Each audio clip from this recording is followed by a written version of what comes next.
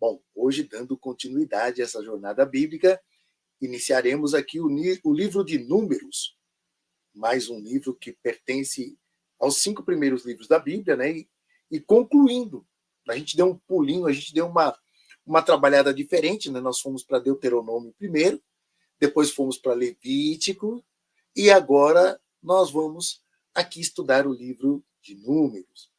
Pois bem, né, como o nome mesmo já diz, né, ele é bem sugestivo, são todas as contas, as narrativas, quantos sacerdotes tinham, quantas pessoas tinham em cada uma das tribos de Israel, né, as datas comemorativas, né, e assim por diante. Ele é um livro assim muito interessante, né, porque, mais uma vez, repete algumas histórias, repete mais algumas narrativas já feitas nos outros livros. Então, pode ser que vocês pensem assim, mas isso de novo e tal, mas é isso mesmo, né? Ele relata o povo caminhando em direção à Terra Prometida, Canaã. Mas, como nós adiantamos a lição, nós vimos lá no livro de Deuteronômio, né, o que aconteceu, que Moisés acabou, Deus falando, você morre aí, você não vai entrar e pronto, certo? Nós vimos no livro de Levítico todas as leis e tal. A gente está que nem aqueles filmes, né, que conta, né, a primeira uma parte, depois vai para o final, depois volta para o meio. Isso é legal, né? Não fica uma coisa tão linear e a nossa cabeça tem que ficar aí entendendo o que está acontecendo. Então, vocês precisam pensar, né, que a gente está voltando para o período onde o povo está ali no deserto e eles estão caminhando rumo à Terra Prometida, certo? Correto? O livro de Levítico também conta toda a narrativa da vida dos levitas, né, os sacerdotes e tal, naquele período onde não existia o templo, a Arca da Aliança, o maná e tudo estava dentro de um tabernáculo, vamos dizer assim, um barracão que eles iam levando nas costas pelo deserto, certo? Então, hoje, nós vamos ver aqui, também a função de cada um dos levitas. Os levitas também estavam separados ali em famílias. E cada uma dessas famílias tinha uma função ali, né, de cuidar do povo, cuidar do barracão, né, do tabernáculo, onde ficava ali o altar, e onde estava ali Arão e os levitas, né, fazendo todos os sacrifícios, as ofertas de paz, as ofertas de expiação dos pecados, as ofertas para serem queimadas por inteiro. Então, tinha esses tipos de ofertas lá, certo? Então, nós vamos continuar olhando para essa situação. E nós vamos ver que aquela narrativa do livro de Êxodo, onde fala que 600 mil homens, né, sem contar mulheres e crianças, onde nós acreditamos aí que tinha aí de 1,5 milhão a 2 milhões de pessoas saindo do Egito, né, que essa conta não bate com a população egípcia, não bate com nada, aquele povo está ali no deserto, está caminhando junto com Moisés ali, Arão, e eles estão rumo à Terra Prometida, certo? Lembrando que Moisés era casado com Zípora, a filha de Jetro, sacerdote de Mediã, e para a gente se posicionar ali, Mediã, ela era exatamente ali aquela região da Etiópia, né? Essa região, e que ele já era sacerdote. O Jetro era sacerdote, mas sacerdote de que Deus? Lembra que eu falei isso para vocês lá quando a gente estava no livro do Êxodo? Sacerdote de que Deus? E ele que ensinou Moisés a organizar tudo direitinho, pediu para Moisés escolher 70 anciãos para que ajudasse Moisés a governar o povo. Nós vimos essa narrativa, né, no livro de Deuteronômio, dizendo que foi Moisés que inventou isso, Moisés que criou essa divisão, né, de tarefas, mas hoje aqui nós vamos ver uma terceira narrativa, sabe? Isso também é bem interessante. Nós vamos ver também, logo aqui no comecinho do livro de Números, que ao invés de 600 mil homens, eles já contaram aqui 603.550 homens. Bom, já apareceu aí mais 3.500 550. Mas não é só isso. Não é só isso. Nessa conta, gente, eles não estavam considerando a tribo de Levi. Então, é mais. O número é maior. Aí você pode falar assim, mas Cássio, você está se preocupando aí com continhas de se é 20 mil a mais, 50 mil a mais, 30 mil a menos. Não é bem assim, não é tão literal. Não, vamos falar de números, né? Números, exata, números. O que é? 600 mil? 603.550? 623.000? 625? Quantos homens, de fato, saíram de lá? É importante a gente olhar para isso, né? Então, essa é a conta. Números capítulo 1 já vem com essa conta. Números capítulo 2, Deus organiza um exército de Israel. Ele é o El Shaddai. El Shaddai é Deus, Shaddai o poderoso, poderosíssimo, né? Esse El Shaddai também, ele era chamado do Senhor dos Exércitos. Por isso que o título de hoje é esse, Números, e Javé organiza o seu exército. Porque ele faz exatamente isso no capítulo 2, através, é claro, de Moisés, né? Que ele faz questão de apontar assim como um profeta completamente diferente dos outros. Porque outros profetas só tinham realmente contato com Deus através de sonhos ou visões, mas Moisés falava com Deus face a face. Face a face. Deus conversava com Moisés. Essa é a narrativa do livro, né? Então a gente vê isso em Êxodo, a gente vê isso em Deuteronômio, nós vemos isso no livro do Levítico e continuamos vendo essa narrativa no livro de Números, certo?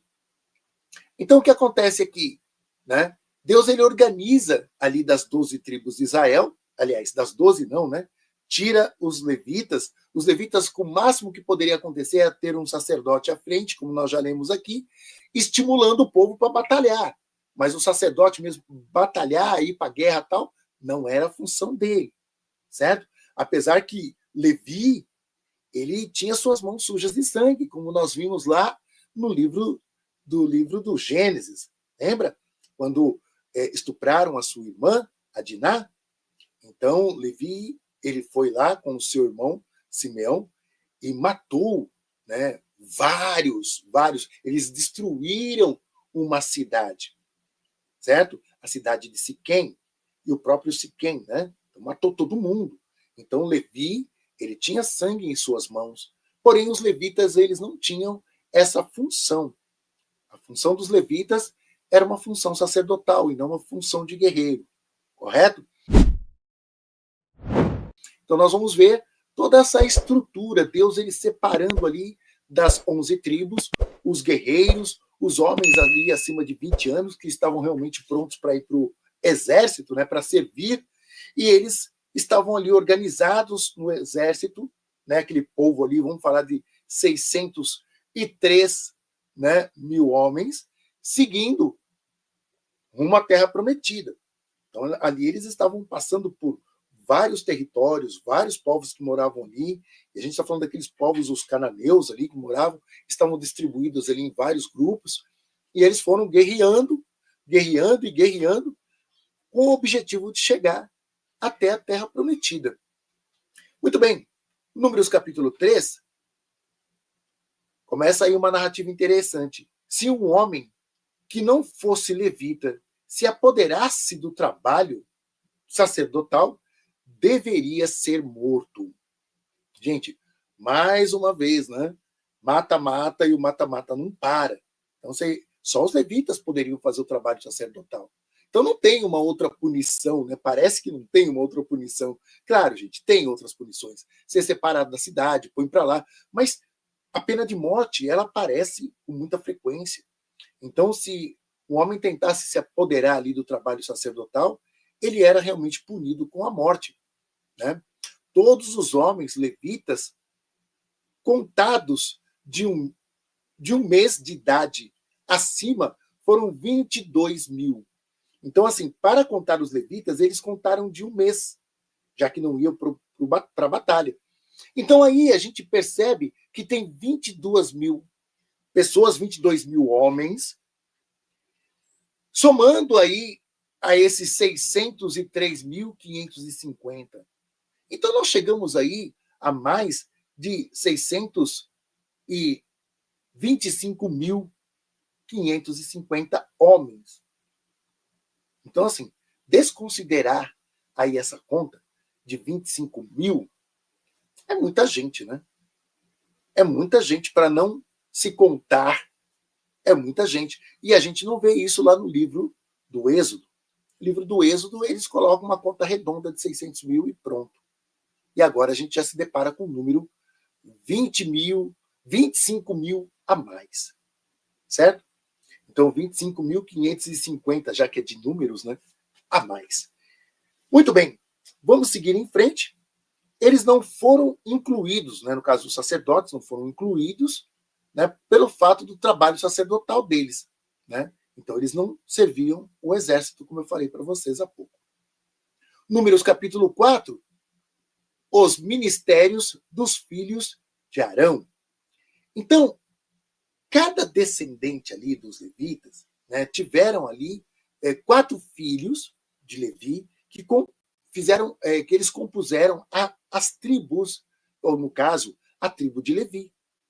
Então teve um filho chamado Coate, que tinha o trabalho de cuidar do altar, né, de cobrir tudo com pano azul, cuidar dos utensílios da Arca da Aliança, tudo era muito decorado com um azul.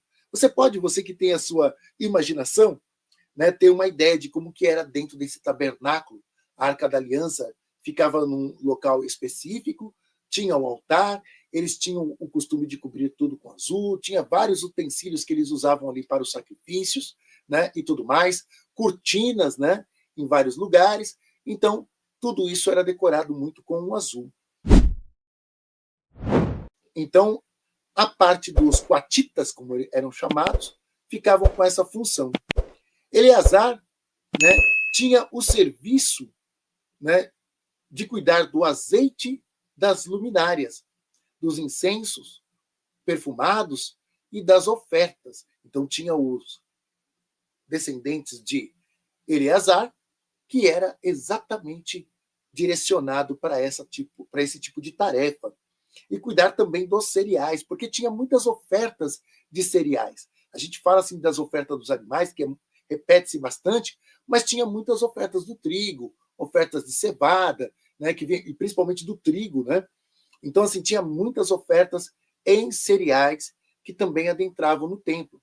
Então, cada um desses descendentes de Levi, né, estavam ali fazendo a sua função.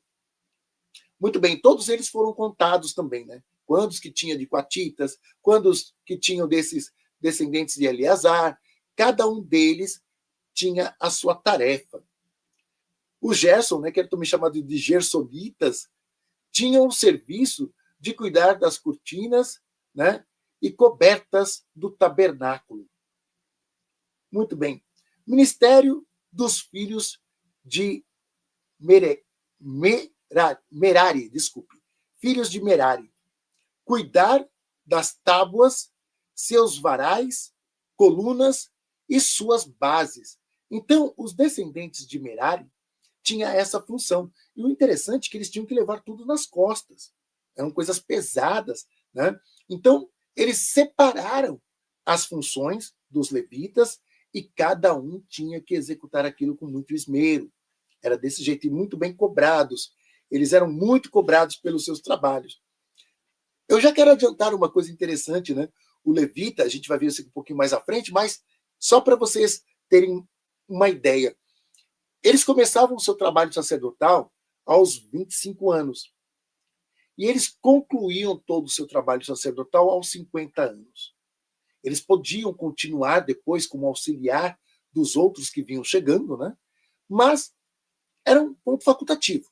Eles trabalhavam se eles quisessem. Então, assim, eram 25 anos de serviço e já aposentava. Bom, nesse aspecto estava bom, né? Estava fácil.